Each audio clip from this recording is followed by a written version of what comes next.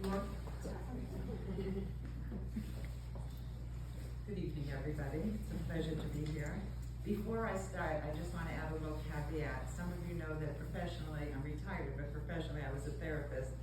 And what I'm speaking about tonight is not as simple as it sounds in the few minutes that I'm going to speak. And I would just encourage anybody who really is having a struggle with letting go of certain things to get professional help or talk to people and not just assume that from what we are saying in these few minutes that there are no struggles in life.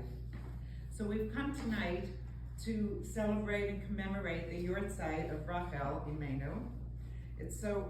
She is so aptly described as one who set aside her own desires and her own dreams when she was put in the very difficult situation of Laban's deceit as he replaced Rachel with her sister Leah in the marriage to Yaakov.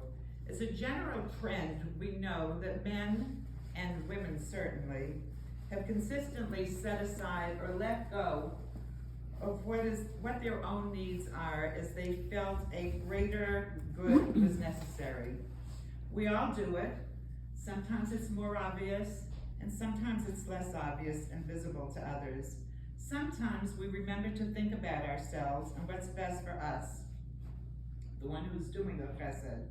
Occasionally, maybe even frequently, I would say, we do what's best for other in spite of it not being quite good or convenient for ourselves.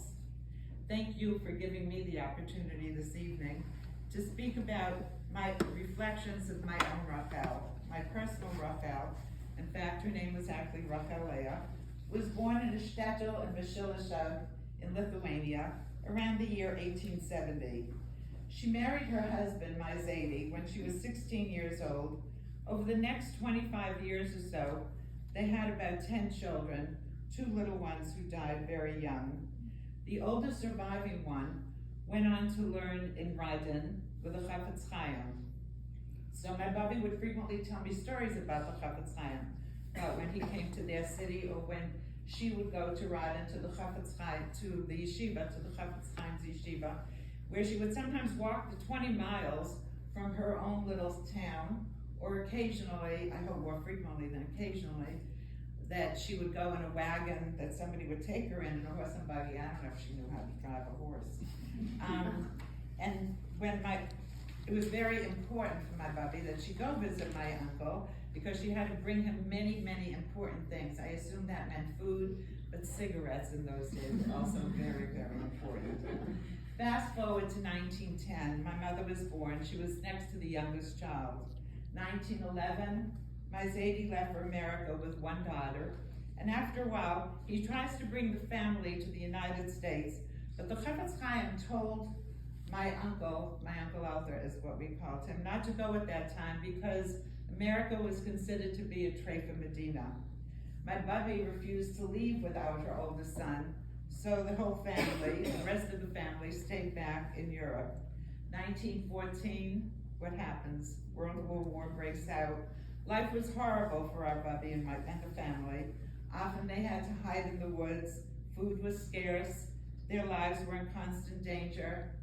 My mother throughout her life was scarred and scared. Eventually, after a very hard, scary, and traumatizing time in the war, the Chafetz Chaim gave my uncle permission or encouraged him to leave for America. And the Chafetz Chaim set up 3 conditions for my uncle's departure. The first one was that he asked him to raise funds and send those funds back to the yeshiva.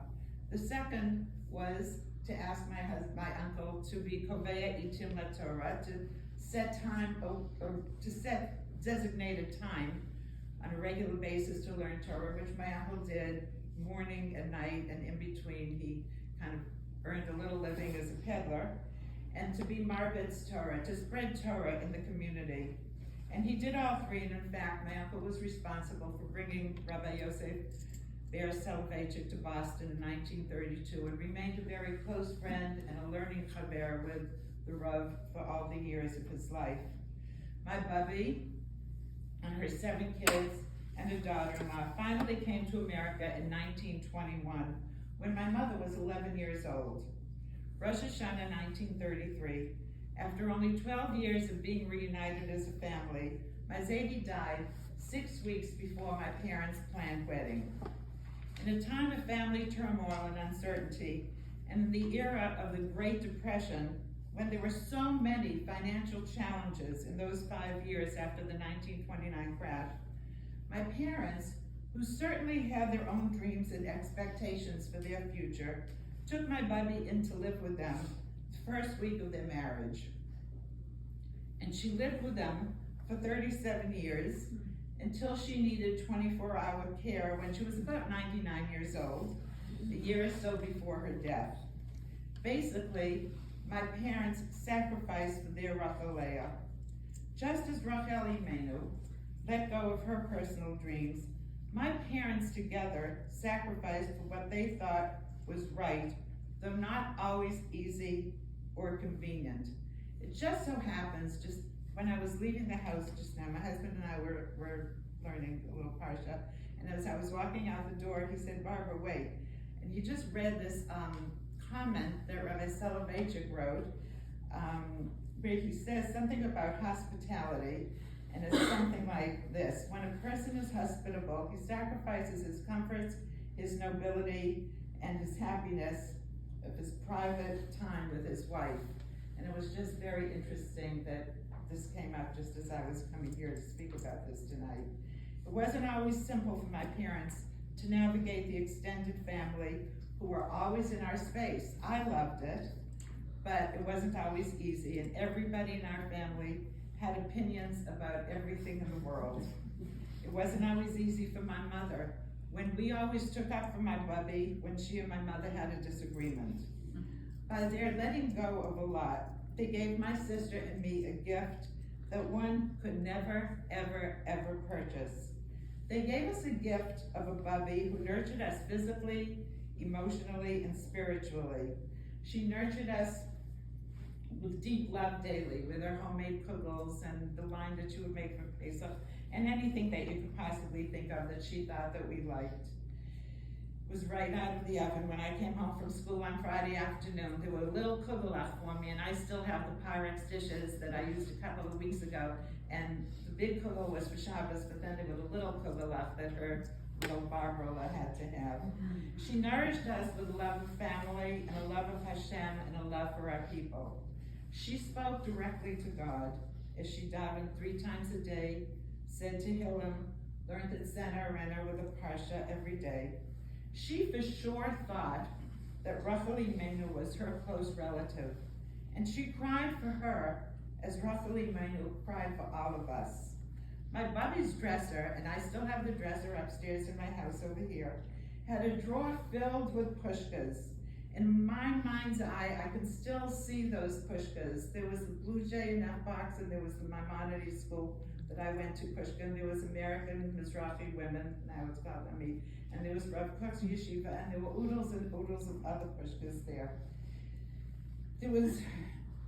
She filled them for any and for every reason, despite the fact that she had very limited funds and was supported solely by her children. Her connection to Hashem was extremely deep. She knew what it was like to live through war, through hiding, through separation, through poverty, through sickness, through loneliness, and grief. And she also knew how to survive with dignity and faith and tolerance. Through my parents' devotion to the mitzvah of Kibbud Av V'Aim, they gave up a lot, but they gave me a gift that our family and I will forever cherish. Some of you had the opportunity to meet my mother, Frida Bat Rachel Leah and Abraham Yitzchak. Because of my parents' example of their overflowing adherence to the mitzvah of Kibbud Av V'Aim, and because of my husband's enormous chesed, my mother lived with us for 20 years, from 1994, when my father died, until 2014, when my mother died at the age of 104. Of course, my husband and I needed to let go of various expectations.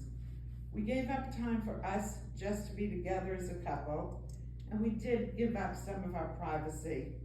We gave up spontaneity. If I wanted to meet with family, with friends, or have alone time, I'd always have to think first about how this was going to affect my mother, if I could include her, or perhaps I needed to just leave without her. While my peers were all empty nesters when they were around age 50, I became an empty nester with more freedom at age 70. We know that we made the right decision for my mother and for our family to have my mother live with us, and we have absolutely no regrets. Every week, one of our kids tells us something that they remember about their Bubby. Every one of her grandchildren attended to her with love. My kid schlepped her to the beach when she was in her 90s. All her grandchildren and great-grandchildren would do anything and everything for her, just as she would do for them. She went to each one of her married grandchildren for vacations. I think that she needed a vacation from me. She shopped with them, she cooked with them, she baked with them, and she was so happy to hang out with them and to spend time with their children, her great-grandchildren, whom she absolutely adored. She loved each one of us unconditionally, and she did a very great job of inflating our egos. I want to end with telling you a little story about Pesach 2014, which was my mother's last Pesach. By the spring of 2014, my mother's physical and emotional capacities had diminished quite a bit. She was frail, and I was very physically exhausted and emotionally quite drained. My mother needed full-time attention. I had some good help during the day, but hardly any help at night. A few weeks before Pesach, I told my family that I wanted to go to New York for Pesach. They were quite astonished because they, as well as I, knew my mother's situation, and they could not imagine how we were going to manage. So in my head I had a plan. The first thing was, I said we would fly, not drive. We still drive. We just came back the other day from a drive up north. But I said, okay, we'll fly, and we're not going to take Bubby this time in the car. And the second thing that I did was, I said, I'm going to ask my niece, who was hosting her parents, my sister, and her family, if she would take Bubby for half the Chag, and Bubby would come to me, to my son and daughter-in-law for the other half of the Chag. My niece readily agreed, and she, along with her family, of course, took wonderful care of my mother. My mother laughed with them. She sang with them. After each Seder, she would say, thank you to the hostess with the mostess. And she also had a tradition from the time I was a little girl. I can remember that at the end of each Seder, she would always say, next year we should have more additions. And that meant if you needed a husband or if you wanted a baby, however you interpreted it. And they have videos of her during that Chol Hamoed, where she was regaling them with stories, giving them brachos. She's laughing with them and just loving them.